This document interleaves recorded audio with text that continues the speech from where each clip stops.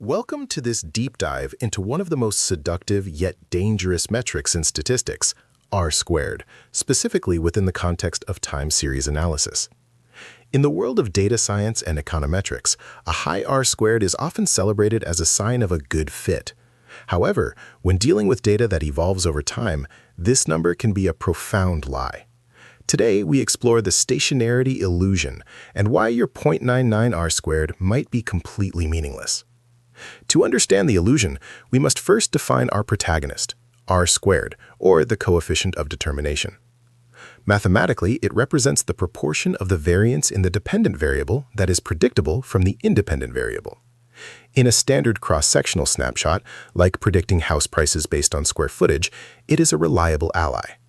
But time series data isn't a snapshot. It's a movie where every frame depends on the one before it. Section 1. The nature of time series. Unlike independent observations, time series data often contains three core components: trend, seasonality, and stochastic noise. When two variables share a common trend, even if they are totally unrelated, they will appear to be highly correlated. This is what we call spurious regression. Section 2. The concept of stationarity. A time series is stationary if its statistical properties, mean, variance, and autocorrelation, are constant over time. Think of it like a pendulum. It might swing, but it always returns to a center. Non-stationary data, like a random walk, has no fixed mean. It wanders off. In the financial world, stock prices are the classic example of non-stationary processes, often following a drunkard's walk pattern. Section 3. Why stationarity matters for R-squared. When we regress one non-stationary variable on another, the standard errors of the coefficients vanish and the t-statistics explode toward infinity. In 1974, economists Clive Granger and Paul Newbold demonstrated that you could regress two completely independent random walks and get an R-squared of 0.9 or higher almost every time. This is the stationarity illusion in action. The regression is capturing the shared drifting nature of the time axis, not a relationship between the variables. Section 4. Identifying the illusion. How do we know if our model is a lie?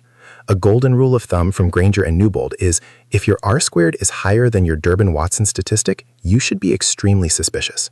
The Durbin-Watson test detects serial correlation in residuals. If the residuals are not white noise, meaning they still contain a pattern, then your R-squared is inflated by the underlying trends you failed to account for.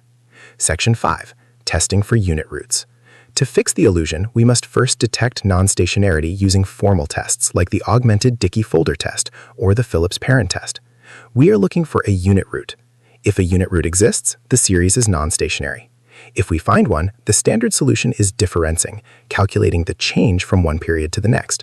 By differencing the data, we strip away the trend, leaving us with a stationary series where R-squared actually reflects the relationship between changes. Section 6. Practical example. The GDP and rainfall trap. Let's look at a real-world scenario. Suppose you regress a country's GDP growth against cumulative annual rainfall over 50 years.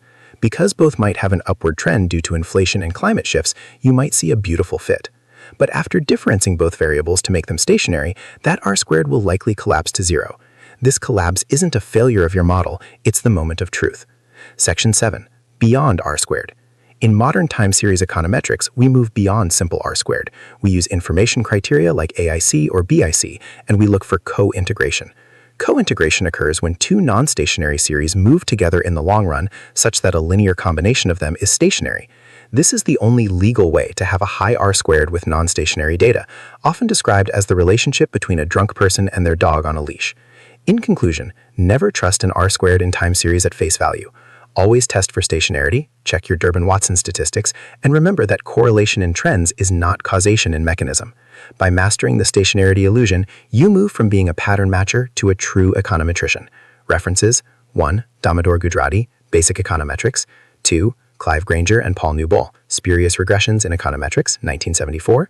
3. James Hamilton, Time Series Analysis.